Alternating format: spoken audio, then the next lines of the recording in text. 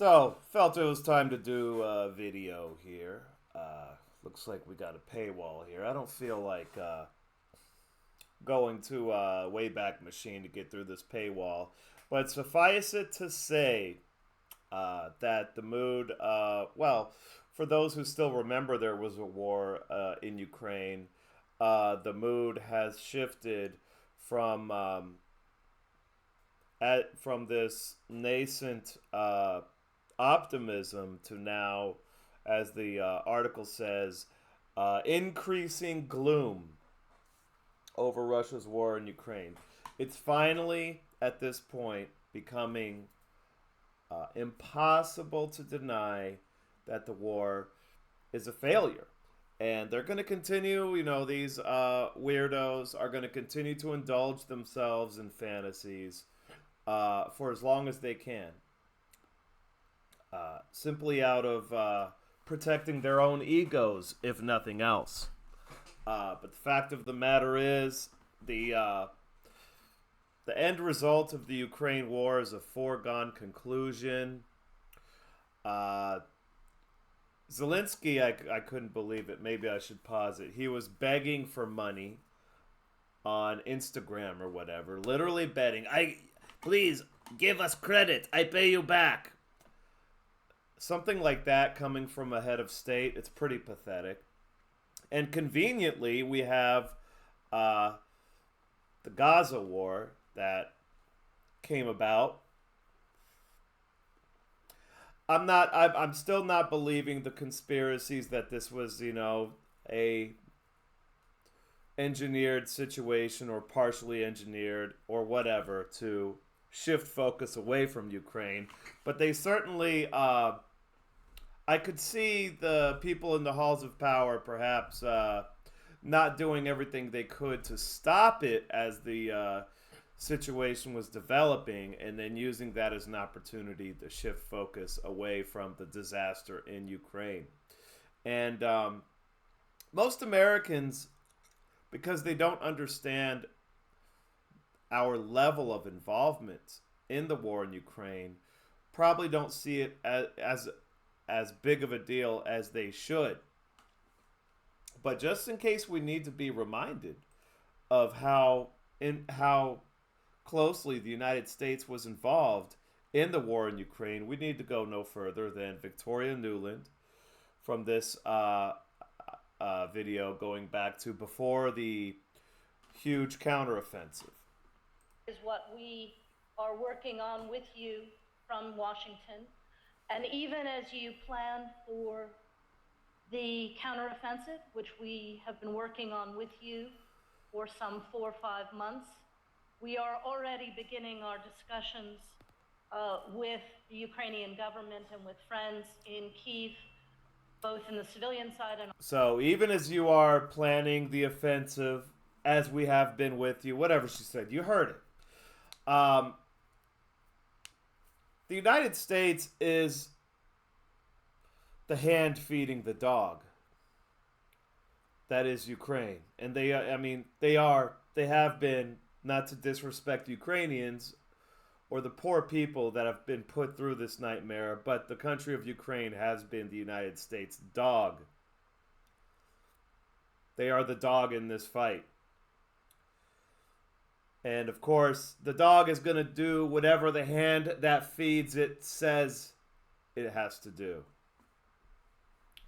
And here we have this famous admission by Victoria Nuland that there was planning coordinated between the United States and Ukraine. Of course, there's always the plausible deniability that, this was not deep level planning. But I would, all of us knowing how the United States works, I would venture to guess that the United States was the ultimate arbiter of the strategic planning of Ukraine. Even the most irrational things. I mean, we see Ukraine over this entire war. They've been fighting a war for media attention. That's why they haven't been retreating when they should have retreated. And that's why they went on the disastrous counteroffensive. So that even if they lost 50,000, 100,000 men, their rationale was that at least they would maybe get Tokmak or whatever that town is, one of these major towns in Zaporozhye, maybe even the Zaporozhye nuclear power plant. And then with that victory, they can plaster it all over the media and more money can come in. The parliaments and the United States Congress will send more money to Ukraine. And that's what the plan was. The plan was just to keep the plan wasn't even to win. The plan was just to keep the war going.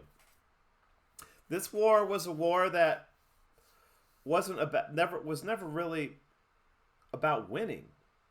This war was about keeping the money laundering scam that is the Ukraine war going.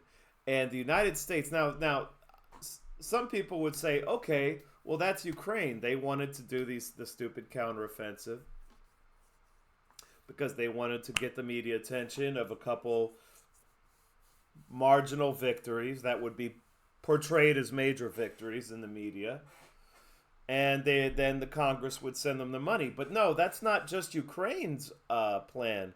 The strategic planners working with Ukraine from the United States and NATO also wanted that to happen because they want the money to go to Ukraine as much as the Ukrainians do because they're making money on both ends, right?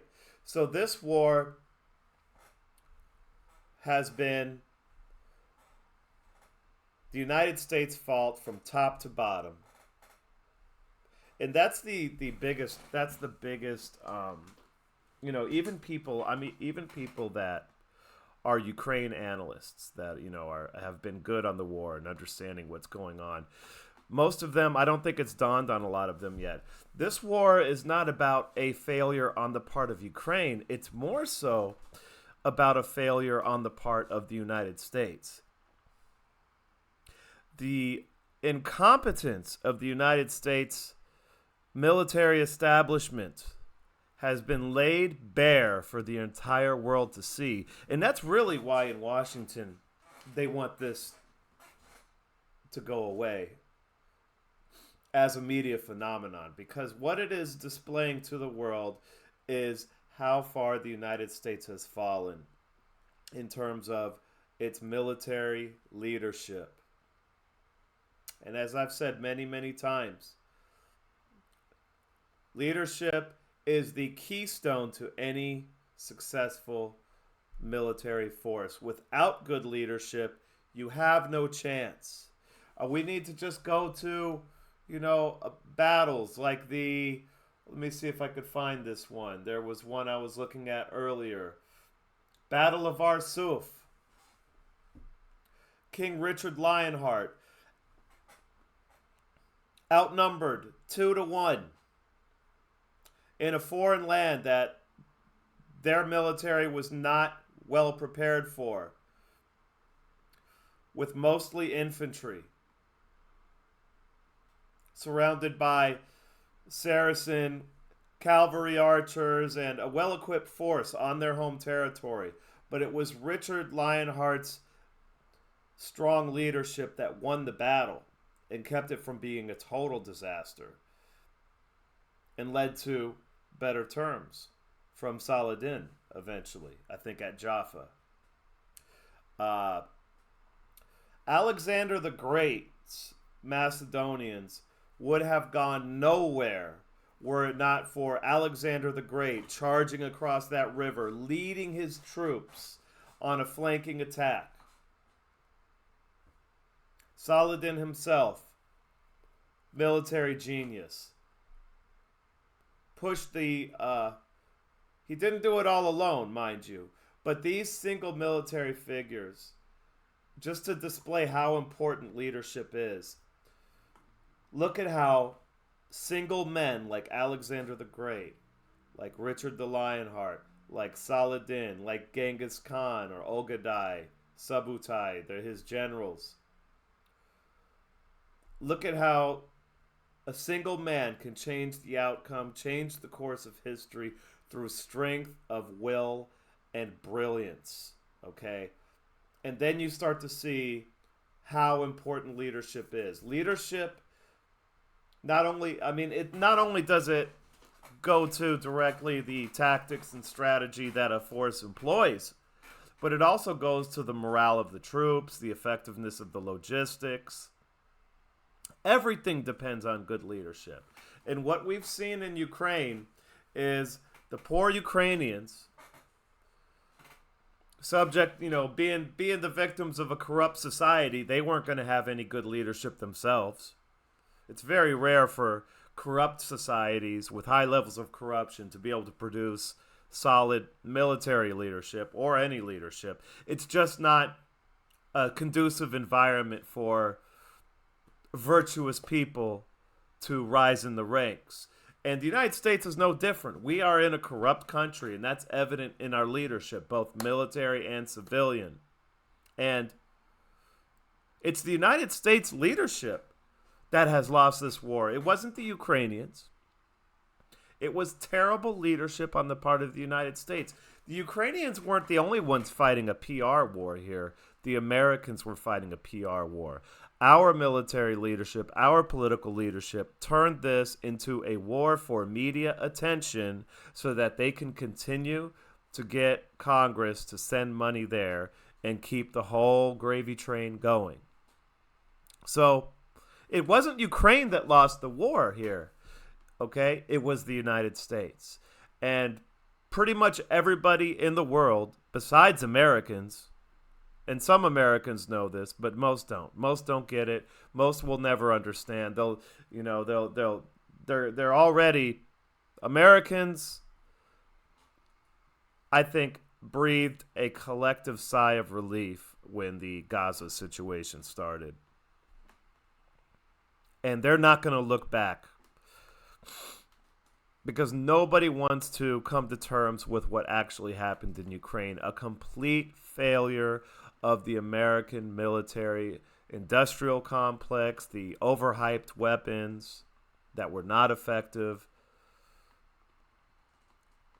We are Byzantium. We are Rome, that's for sure. So I just wanted to put that out there as far as, as we move further into the realization that the war is over for, Ukraine. It's a foregone conclusion.